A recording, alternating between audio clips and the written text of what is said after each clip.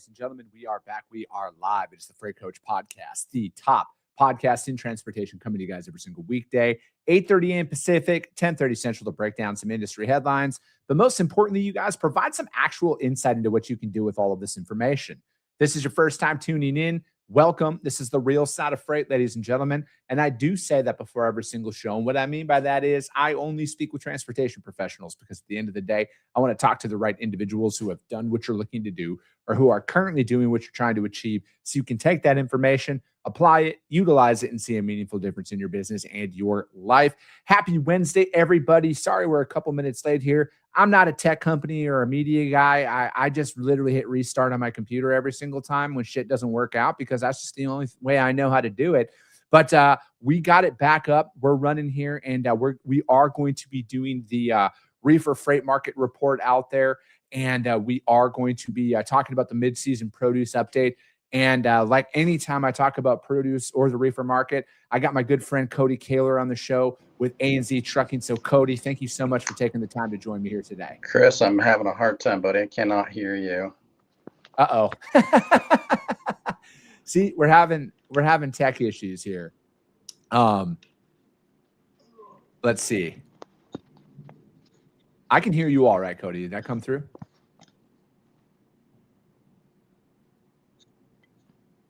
He's not hearing me. Lovely, buddy. Doesn't want to work on the phone and doesn't want to work on my laptop this morning. I'm going to jump off really quick and jump right back in. Cool. Yep.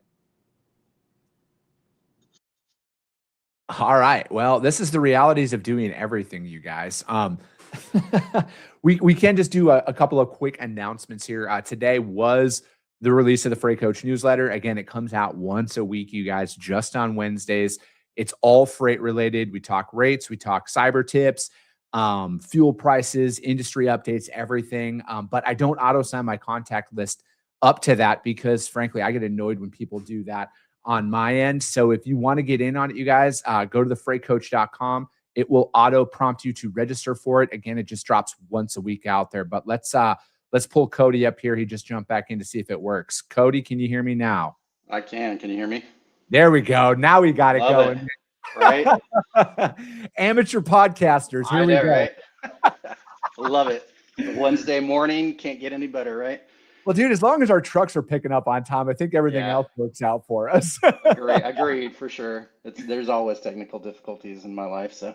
Yeah, I hear you there, man. So, dude, what's going on out there, man? What's happening in produce? What's the next hot market? What's hot out there right now? What's going on? Oh, man. This has been a fun summer for sure, man. I mean, it's been a fun year, right? I mean, this really hasn't been the norm. You can't really. I mean, the seasonality has been out the window this year. So if I was running a reefer and I was looking for produce, man, I would just make sure I'm always back in California right now. California outbound's crazy right now. I mean, if you guys pay attention to anything that Dean posts, you can see that, reefer rates out of California are, I mean, everything's over $3 a mile. It's up substantially from last year. So I was going to say, Cody, ironically that you say that, we are I saved you for This Week in Freight, powered by my friends over at DAT. It's funny you brought up Dean and everything as well, because we're going to be doing a reefer lane breakdown, and it is ironically Salinas, California, going out to Columbus, Ohio. And dude, one of the first things I noticed here, hold on, I got to change this background so we can get this up here for everybody to see. Dude, one thing I noticed outside of the fact that, and this is kind of par for the course on every lane that's out there right now, Cody, is like, obviously rates are elevated, but if you're looking at the macro trend year over year, the seasonality is kind of following par for the course, at least for like when things are spiking out here. Now, it does look like things have obviously climbed up out here out of California, and it does go right in line with spikes in fuel and what was going on in Iran and everything. But like, what do you think if you're looking at this right now and it's continuing to climb out there? What is the main driver of that kind of behind the scenes? I don't know. This week has definitely been different. Typically you're going to see the week after the 4th for produce, at least out of California, kind of have a cliff, right? It kind of comes down, it eases up a little bit. Sales kind of dwindle a little bit. but we haven't seen that the last 2 weeks. I'm hearing a lot of chat. I know that it's safety check week out there, which is different than DOT Blitz, right? But that it is still a week that capacity could be affected. There's a lot of trucks that just don't want to run when there's what is there, like 3x the amount of police officers out this week or something looking for unsafe driving. I think that's what the numbers that I keep getting told. So I don't really know. I mean, rotation's always an issue too, especially when you're running long haul like coast to coast. Rotation after a holiday is always off for about 2 weeks. Yeah. Because all those drivers that sit over the weekend, and we happen to have it on a Saturday this year, so a lot of people took that Friday off, right? All those trucks enter the market again on Monday after everybody's partied and sober and having a good time and everything else. And then you kind of get this flood of trucks, but then your rotation's off because all those trucks that should have been, picking up on Thursday, Friday and going over to the East Coast or whatever, they're not coming back. And so it's been an interesting couple weeks. This is not acting like a normal July. July starts to ease up usually for freight, and then August and September kind of ho hum. Honestly, you get your Labor Day pull, which isn't usually that big, but it's always kind of been like the big run up is Memorial Day to the 4th for produce, and then after that, you kind of eases up. But we're not seeing that this year, so the capacity crunch is real out there, and anybody who thinks that it's not, you should probably get your head out of the sand. Yeah, I think there's a lot of potential for capacity to kind of tighten up even more in regards to, I just broke an article down about this on, I think it was Monday, that ICE is now at scale houses looking for Mm, ELP violations and non-domiciles, essentially illegal CDLs, because I, yep. I think that this is the thing. And obviously we talk offline a lot, Cody, but like the thing that pisses me off so much about media is they're trying to blend the non-domicile drivers with the illegally obtained Yep. CDL drivers. They're trying to loop them all into one thing, and they couldn't be further from the truth out Yep. there. So it's like, I think that's another big driver that you're seeing. And again, I think a lot of it goes down to how many operators potentially were not above board who were driving down the freeway and they were able to accept loads and everything like that. Do you see because like the state of California removed, I think like 14 or 15,000 CDLs Yeah. earlier this year.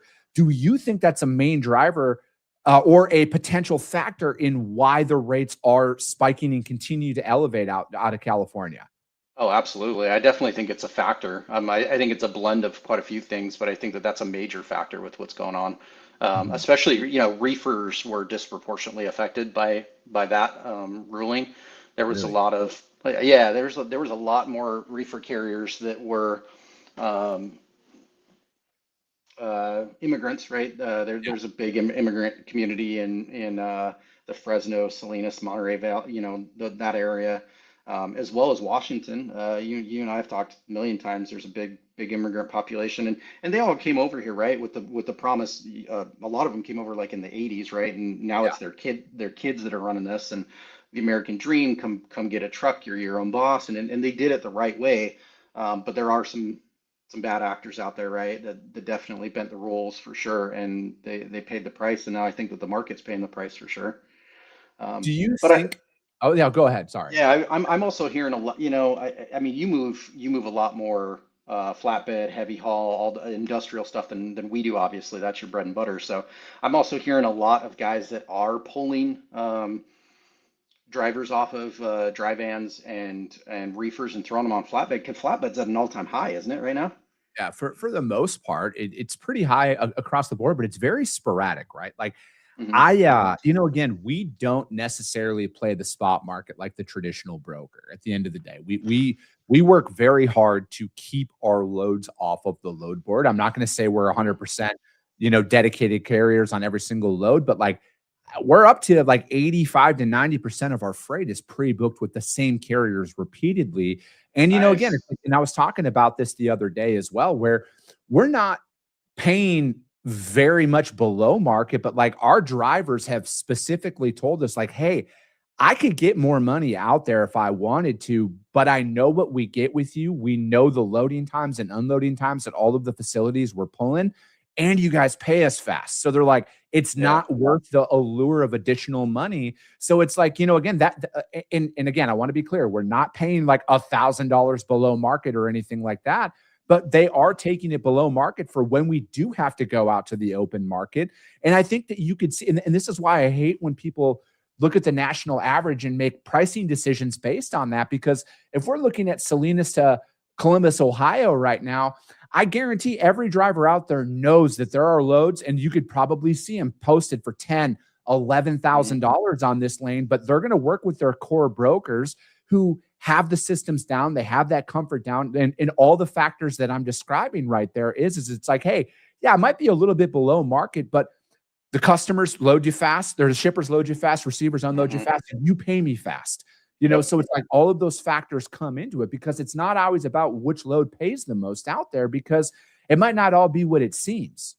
Oh yeah, and I mean ease of working with people, right? Like people work with people that they like, and people work with people who make their lives easier. So Yeah. the quick payment, we actually run quite a bit into Ohio, and our customer over there is known for less than 2 hours. You're in the door, you're out the door, right? They want you. They're a nighttime receiver. So that's an easier lane for us. It's very easy to sell that when you have good partners like that. And then of course, payment terms, and then easy to set up, stuff that's in the background, easy to set up tracking, easy to invoice, right? The last thing a driver wants to do is have to stop and take an hour to upload the PODs and upload the BOLs and upload their invoice. If you have all that stuff in the background taken care of, that is very attractive to drivers, because drivers get paid to move, right? They don't get paid to do that bullshit in the background. And it's not really bullshit, because obviously you have For to do sure. that for us to get paid, and for them to get paid. But the easier you can make it to work with with you as a company, the more attractive it's going to be, the better rates you're going to get, the more buy-in from these drivers who are just going to want to stay in your network, right? Yeah. That's the whole point. Dude, and that's it, right? And I think, like, if you're looking at this and rates rising out of California and everything else, you can insulate your customers from the volatility. Mhm. And I think that's just a major miss by a lot of brokers out there. And, as Cody said, and we're going to kind of wrap this up here quick, and then we'll continue talking about this topic, but get your trucks in California for a reefer carrier. As Cody says, these rates are up and they're going to continue to stay up out there. But again, you guys, that's This Week in Freight, powered by my friends at DAT. If you want your lane broken down on the show, email my team, podcast@thefreightcoach.com, and we will do just that. But, again, you've been through a lot of market shifts in the past, Cody. I've been through market shifts. Nothing I'm seeing, I was talking about this on yesterday's show as well. Nothing I'm seeing right now is an anomaly. But I think what is getting people caught up in a lot of the volatility of non-domiciled CDLs, like every headline that you see out there is they're running and gunning. And what I mean by that is they're posting and praying for every single load.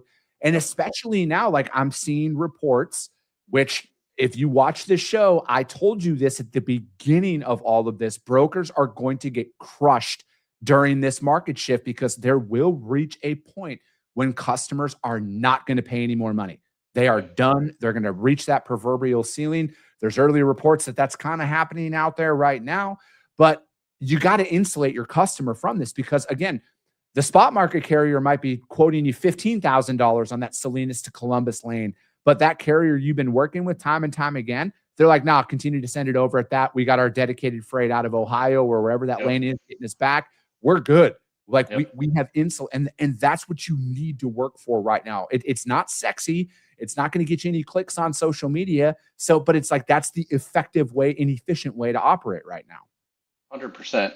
And even in a down market, man, that's the best way to operate, right? Because at the end of the day, it increases your service level. The better care you take of your drivers, even if you're, in a down market, sometimes you got to pay a little bit more than market if the market's, really down, to take care of your carriers. Because if your carriers go out of business, like, let's be real, you and I aren't holding the wheel. Like, we got to get people to do the job, right?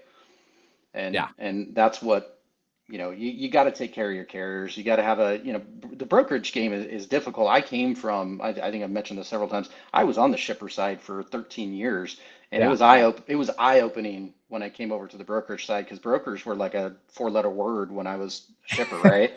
Because I was getting 300 calls and emails a day from people. They were definitely doing their outreach, so kudos to all those guys. But like, it's tough because it's a double sell. You got to take care of your customer and you got to take care of the carrier. You know, Yes. we're the middleman, and if you're only focusing on taking care of one or the other, you're not going to be successful in this game. Yeah.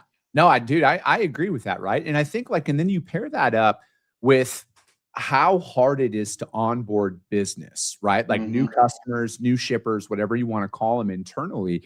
It's hard enough to onboard all of them. I don't understand the methodology of grabbing a load and then just like like rinsing carriers in the sense of like, let's just get it cheaper. Let's try and get it cheaper. Let's try and Yeah. get it cheaper. Like again, everybody's got to make money, and ironically, I think a lot of brokers fail to realize shippers understand you got to make money. Like they Yeah. get all of that.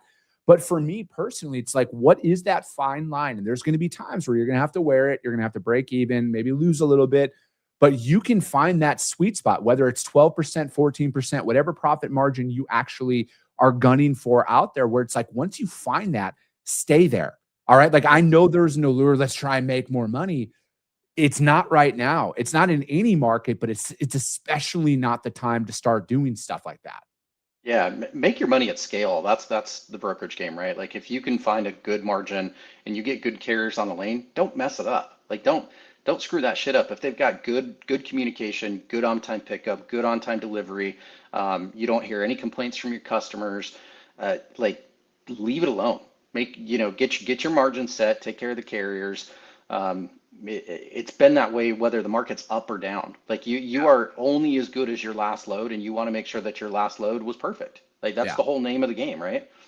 No, dude, I completely align with you on that one. What is something you're seeing out there in the reefer space right now from a new business development standpoint, right? Where are, obviously without mentioning any names, what's the sentiment out there? Is it's because like what I'm seeing, you see all the craziness of the headlines of like, oh, the flatbed market's going gangbuster, everything else out there. Hmm. I mean, new business development is still kind of flat overall, right? Like we're growing with our existing customers, but new business development is still the exact same objections and rejections that we were receiving when capacity was exponentially loose. Same. I mean, I gotta hand it to at least the customers that we work with is they are trying to keep incumbents on stuff, and they are Mhm. trying to work on rates. It's a weekly discussion most of the time, to be honest with you. And there's always spot opportunity. Ken Adamo had a great blurb this morning on LinkedIn about the difference between uh, how brokers are making money on contract and spot. Yes. Most, definitely if you're too contract heavy right now, you're getting crushed. Yes. And then obviously when the market flips, if you're all on the spot board, you don't have a job when the market flips. Yeah. So, the balance is finding those carrier or those customers where you can have some contracted freight, you're taking care of the customer, but then you also have opportunities with the spot market, right? I think rejections from what I saw from Craig this last week are still hovering around like 17%. Obviously, certain areas are seeing higher rejections, but nationally 17%, which is pretty high Yeah. compared to what, a broker who didn't come in during COVID or ran through COVID. You and I saw 40% rejections, but somebody coming in 2 years ago is like 17%. What the hell, right? But finding that balance. But yeah, I don't see a ton of movement out there. I mean, we're still onboarding customers, but it's not at a clip like it was during COVID. During COVID, you could make 10 calls, you get 8 of them to pick up, and you'd probably sign up 2 customers a day. Yeah. But now I haven't seen a major uptick. A lot of customers are saying the same thing, like, hey, we're still working with our incumbent carriers. We're trying to take care of them. And kudos to them. Yeah. I appreciate that as a broker. I mean, I know it sucks for my sales team. My sales team's probably cursing at me in the background, but but kudos to them. We're kind of in the same boat too. We are still seeing double digit like growth with our internal customers already. Like, that's great. I think the opportunities are still there, and there are still failures, right? But at least with the customers we work with, if a broker or carrier is failing on lanes, they're typically offering it up to the carriers that they're already working with. Yeah. I haven't seen any uh new providers on with some of the shippers that we're working with, right? Because they do kind of, when they do reach out to, for a recovery aspect, they do include all of their providers Yeah. at that time. And yeah, I haven't seen any new ones on there. But like, again, I think that with when you're operating, again, because like I'm constantly looking at our sales process, right? Like that's been, the thing that I've like literally have banged my head against the wall the most with here is it's like, what am I doing wrong? Like, because the way that I'm developing business is how I have always developed business in my career. And it's just it's not as effective as it once was, even pre-COVID and everything like you're describing, during COVID, how it went, like pre-COVID to now, it's exponentially different. So it's like I'm constantly assessing our sales cadence. What are we doing? What information are we sending? How can we stay present for that moment when they are kind of like, all right, I'm done. I got to add somebody new here. Who's the next person up? And, again, it's like, I feel like you can utilize multiple channels now that you once weren't able to use, right? So it's like, I look at it where, we have lead generation software that's out there. Some of what I think is some of the best stuff I've seen, and then I am utilizing LinkedIn. I am utilizing multiple channels to kind of just stay in front of them.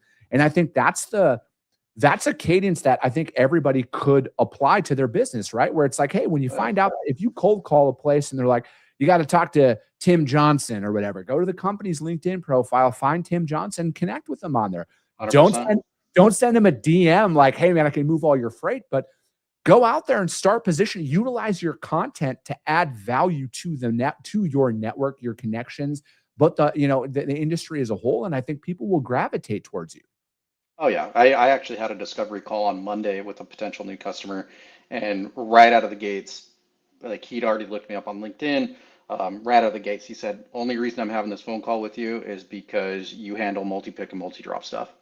Yeah. And I'm like, "Yeah, hey, yeah, that's our bread and butter." So, yeah, LinkedIn's a great tool. I don't post near as much as I used to, and I need to get back to that, but it is a great tool.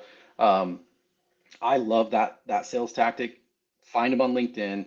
I like to have like a month to 6 weeks of like a baking period for them to absorb your content, right?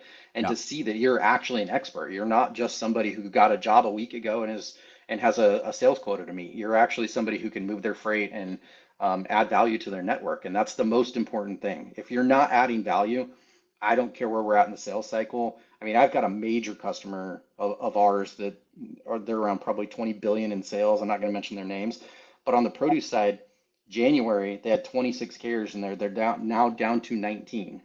So Damn. they keep trimming it down, and that's opportunity for all of us. But if you're not adding value, other than just saying I can cover your load, they're still getting rid of people. They're Yeah. still getting rid of the carriers who can't maintain their KPIs, right? So um, I'm not seeing a major shift. There's always opportunities, like you and I was talking. There's always a bull market somewhere, like good old Kramer says. But um, I think that LinkedIn is such an underutilized tool for salespeople. I agree 100% though. The most annoying thing in the world is when I get somebody who wants to, link up on LinkedIn, and immediately, as soon as I hit accept, right out of the gates, I get a copy and paste. Oh, Yeah. this, and this. That is the most annoying thing in the world. Let them absorb your content. Let them know that you're a human. It's not going to be a copy and pasted email message, and let them see that you're an expert at what you're doing. Yeah.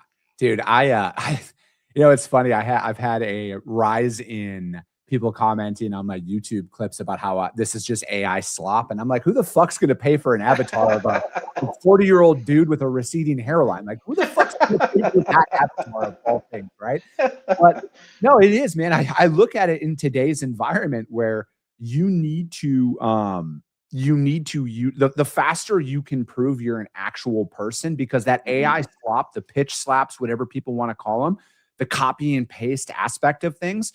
I think, I was talking to somebody about this yesterday who's going to be coming on the show here in a couple of weeks, but I'm like, with all of the automation and AI push that's out there, I think the real long-term play is going to be showing you're an actual human being in as fast of a way as possible.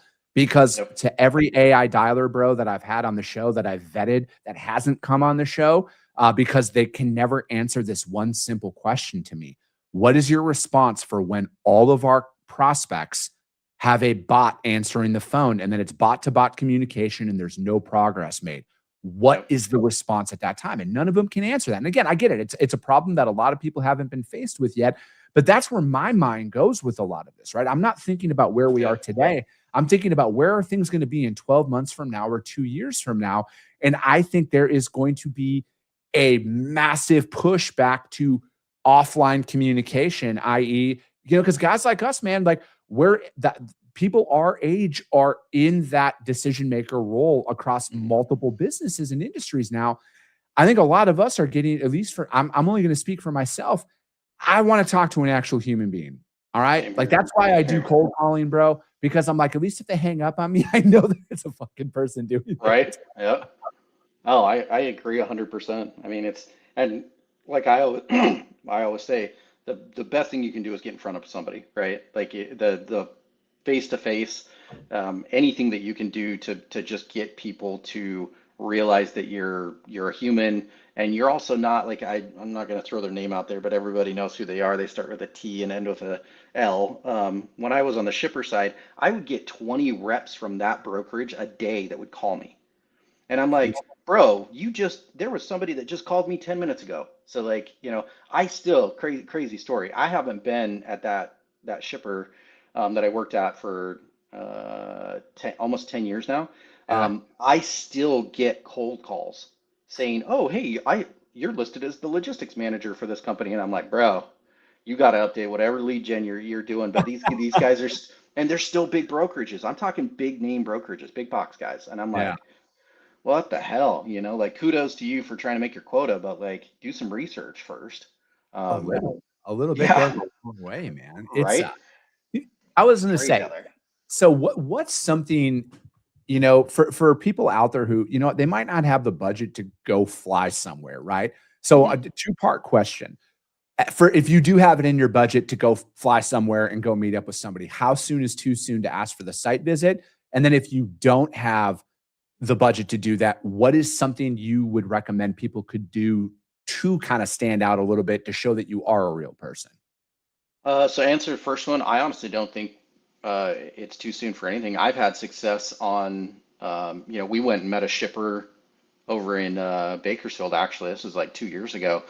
We met with them 6 months before we ever moved their first load. Yeah. We had talked to the logistics manager, and he just kept bringing up how like state of the art facility was and all this stuff. And we're like, well, this is cool. Like, let's go see this and make some content about it, right? And he's like, sure. So we went over, did a big tour with him. It took us 6 months to move a load with him, but Yeah. we spent, had lunch with him and spent the day with him, and it was really cool to see their citrus shipper, to see just how far along it's come to create, to box and wash and all that fun stuff for oranges. It's pretty cool.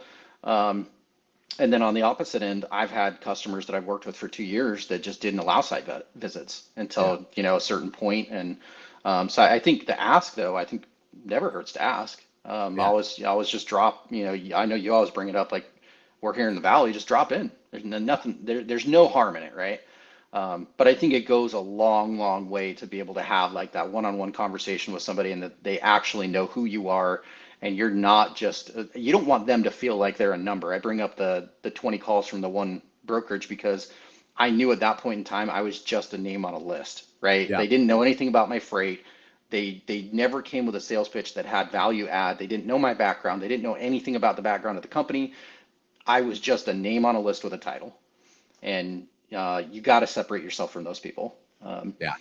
And then, so two, remind me what the second part of If that you question don't have it was. in your, If you if don't you have the don't have budget, it in your budget. Yeah. one, don't ever be afraid to hop on Teams. Yeah. I mean, there's a lot of people who are like anti, I don't want to be on camera and shit like that, whatever. Like you're not cut out to be in sales if that's the case. Yeah. I think teams can go a long way so that they can actually see who you are. I get a lot of comments, good and bad, because I'm such a Yankees fan, in the background. So if I hop on Teams, if they're a Yankees fan, immediately it's great. But I would say probably 60 to 70% of the time, it's what the hell are you doing? What is that stupid shit? Because there's so many haters out there, but it still sparks up a conversation, right? Yeah. It's still that like banter back and forth that isn't business related.